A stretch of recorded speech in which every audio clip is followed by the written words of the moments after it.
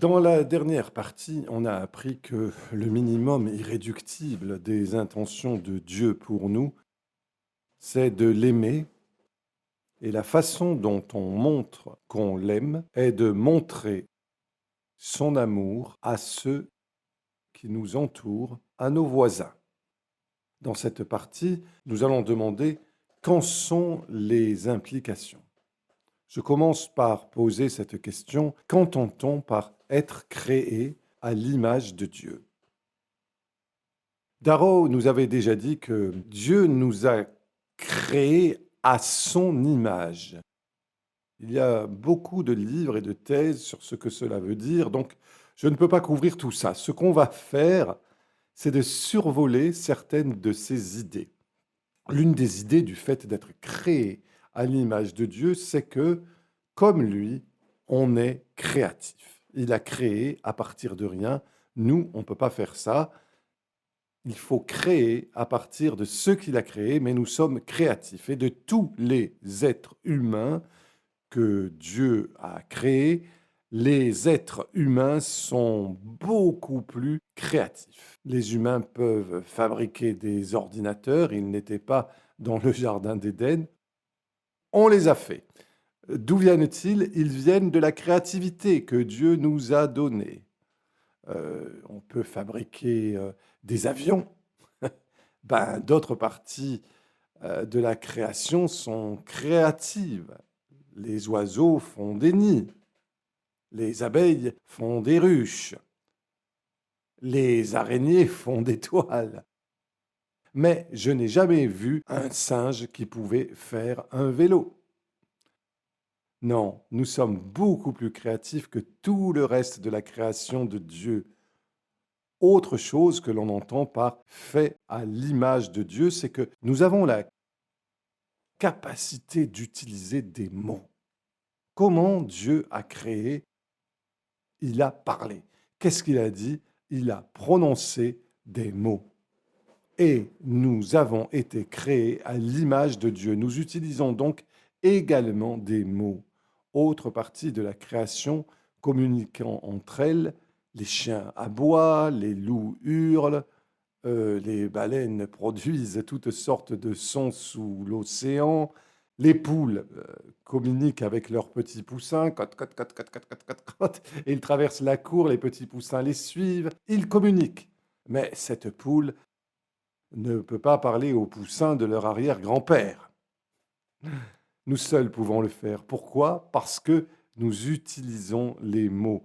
Nous pouvons communiquer en utilisant des concepts et nous pouvons écrire l'histoire. Einstein peut écrire la théorie de la relativité dans une formule, et bien qu'il soit mort, nous pouvons apprendre de ce qu'il a découvert et de ce qu'il a partagé avec nous, parce que nous avons la capacité d'utiliser des mots. Nous sommes créés à l'image de Dieu. Autre chose que ça veut dire que les êtres humains peuvent travailler ensemble pour faire plus de ce qu'ils pourraient faire individuellement. Et nous voyons que cela dans notre Dieu. Nous voyons la Trinité active dans la création. Dieu a parlé. Qu'est-ce qu'il a dit? Il a prononcé des paroles. Qui est la parole de Dieu? C'est Jésus-Christ. Nous apprenons du Nouveau Testament qu'il a créé toutes choses.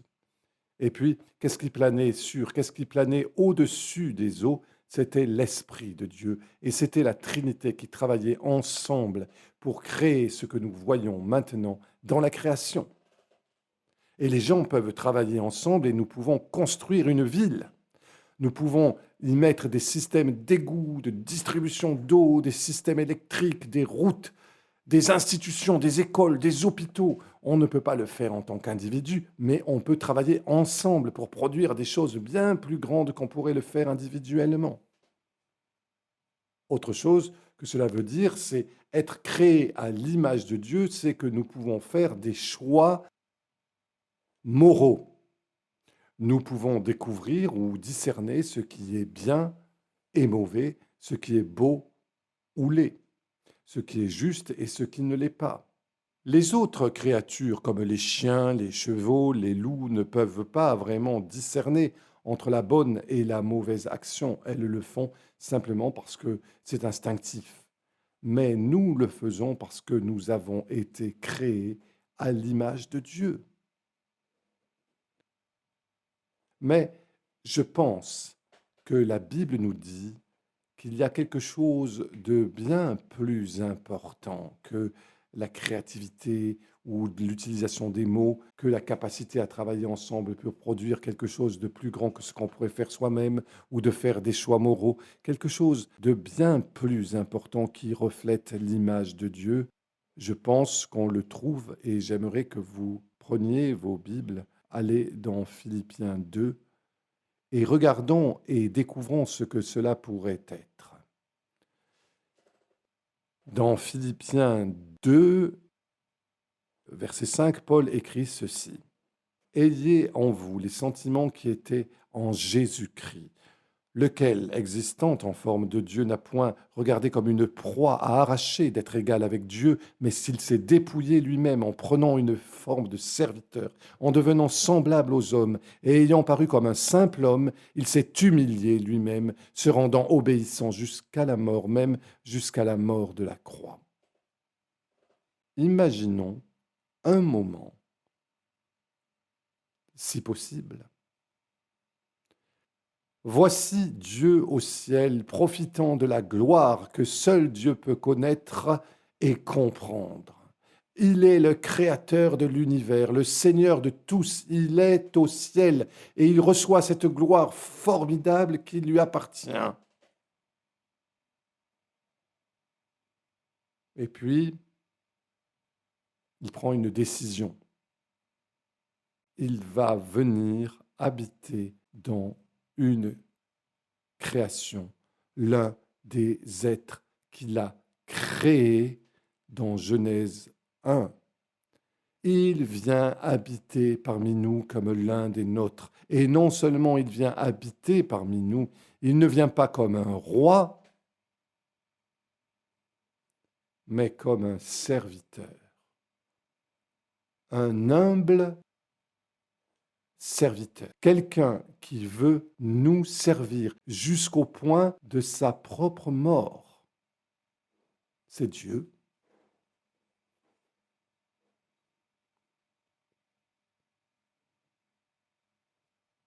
Si nous étions là, lors de la création, avant qu'Adam et Ève aient péché, nous aurions vu l'intention de Dieu pour nous quand il nous a créés. Pour vous, mesdames, si vous regardiez Ève, vous verriez l'intention de Dieu en créant les femmes. Pour vous, messieurs, si vous regardiez Adam, vous auriez vu un reflet parfait de ce que Dieu voulait quand il a créé Adam. Mais ils ont péché. Ils ont été vandalisés par le péché et entre Adam et Jésus, nous ne pouvions pas comprendre ce que Dieu voulait quand il nous a créés, parce que ce qu'il voulait avait été vandalisé depuis le péché d'Adam et Ève jusqu'à ce jour. Mais quand Jésus est venu, il est venu comme serviteur. Il était parfait dans tous les sens. Et quand nous regardons Jésus, que voyons-nous? Nous voyons ce que Dieu voulait quand il nous a créés. Et qu'est-ce qu'on voit? Nous voyons un serviteur. Ça veut dire quoi? Ça veut dire que Dieu est un serviteur. Il n'est pas seulement créateur, pas seulement le Seigneur de tous, il est un serviteur. Waouh! Dieu, un serviteur? Oui. Comment le savons-nous?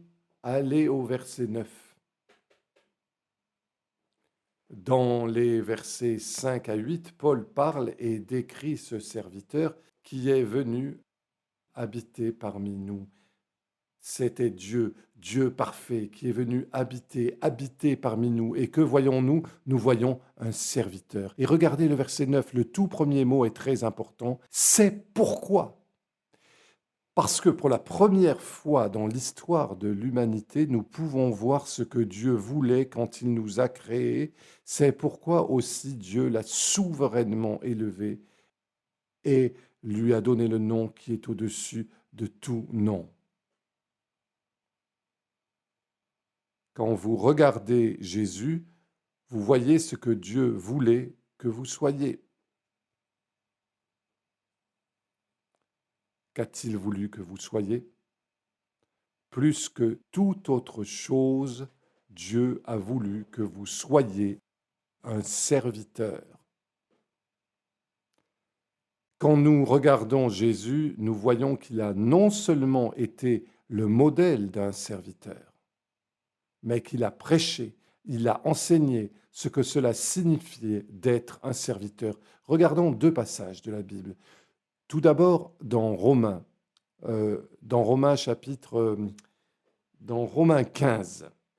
Paul nous dit au chapitre 15, verset 8, « Je dis en effet que Christ a été serviteur des circoncis pour prouver la véracité de Dieu en confirmant les promesses faites au Père. » Voici une autre indication que Jésus est devenu un serviteur. Dieu était un serviteur et il a vécu comme un serviteur parmi nous. Et dans Jean 13, nous voyons dans Jean 13, verset 12, Jésus a dit à ses disciples à la dernière scène, « Comprenez-vous ce que je vous ai fait? Vous m'appelez Maître et Seigneur et vous dites bien, car je le suis. Si donc je vous ai lavé les pieds, moi, le Seigneur et le Maître, vous devez aussi vous laver les pieds les uns aux autres, car je vous ai donné un exemple afin que vous fassiez comme je vous ai fait. En vérité, je vous le dis, le serviteur n'est pas plus grand que son Seigneur. Jésus était un serviteur et nous ne sommes pas plus grands que lui. Ce qu'il demande à ses disciples, c'est d'être des serviteurs. Vous n'êtes pas plus grands que moi, je suis un serviteur et je vous appelle à être des serviteurs. Ni l'apôtre le plus grand que celui qui l'a envoyé. Si vous savez ces choses, vous êtes heureux pourvu que vous les fassiez. Voici à nouveau le mot faire, comme nous avons vu Jésus répondre à l'expert de la loi qui lui avait demandé « Que dois-je faire pour hériter de la vie éternelle ?» Faites-le, soyez un serviteur. Ensuite, nous voyons dans Jean 12, laissez-moi trouver cela rapidement. Dans Jean 12, Jésus explique ce que cela signifie vraiment d'être un serviteur. Il dit, en vérité, je vous le dis, si le grain de blé qui est tombé en terre ne meurt, il reste seul. Mais s'il meurt, il porte beaucoup de fruits. Celui qui aime sa vie la perdra. Et celui qui hait sa vie dans ce monde la conservera pour la vie éternelle. Être un serviteur veut dire quoi? Ce n'est pas simplement faire des choses que nous pouvons faire et les adapter au reste de notre vie. Cela signifie le sacrifice ultime, prêt à faire comme Jésus. Et c'est donner nos vies pour les autres. Pourquoi? Parce que nous ne sommes pas plus grands que notre maître et que notre maître est un serviteur. Ensuite, nous regardons un passage très intéressant et j'aime vraiment ce passage. C'est le stéréotype d'une mère juive. Elle aime ses fils, Jacques et Jean, et veut le meilleur pour eux. Et je suis allé en Corée plusieurs fois, Daro et moi, on a été, et les Coréennes sont comme des mères juives. Elles veulent le meilleur pour leurs enfants. Elles veulent que leurs fils soient médecins, ingénieurs ou présidents, et elle les pousse énormément dans les études. Eh bien, c'est comme cela qu'était la mère de Jacques et de Jean. Elle est venue vers Jésus et a dit, excuse-moi Seigneur, puis-je te demander une faveur? Jésus répondit, bien sûr, qu'est-ce que c'est? Elle dit, quand tu entreras dans ton royaume, Jean pourrait-il s'asseoir à l'un de tes côtés et Jacques à l'autre? La réponse de Jésus était très, très révélatrice. Dans Jean, dans Matthieu 20, verset 25, Jésus les appela et il dit, vous savez que les chefs des nations les tyrannisent et que les grands les asservissent. Il n'en sera pas de même au milieu de vous, mais quiconque veut être le premier parmi vous, qu'il soit votre esclave. C'est ainsi que le Fils de l'homme est venu, non pour être servi, mais pour servir et donner sa vie comme la rançon de plusieurs. Waouh! Ça veut dire quoi? Cela signifie que ce que Dieu attend de nous, plus que toute autre chose, c'est que nous reflétions son caractère de serviteur. C'est exactement le contraire de ce que nous voyons dans notre monde aujourd'hui. Il y a tellement de luttes pour des positions. Et Jésus dit non, non, non, ce n'est pas ça le royaume. Le royaume, c'est que vous aimiez les autres comme vous-même. Vous les servez pour les aider à être tout ce qu'ils peuvent être. Que signifie alors le discipolat? Je pense que le discipolat signifie être comme Jésus. Et dans Romains chapitre 8, verset 29, nous voyons ce verset, car ceux qu'il a connus d'avance, il les a aussi prédestinés à être semblables à l'image de son Fils, afin que son Fils fût le premier-né entre plusieurs frères. Dieu nous a prédestinés. Il vous a prédestiné. Il m'a prédestiné à être comme Jésus. Bien, posez cette question dans votre petit groupe. Si c'est ça, être comme Jésus, quelle chose spécifique remarquez-vous chez les gens qui sont comme Jésus? C'est la question.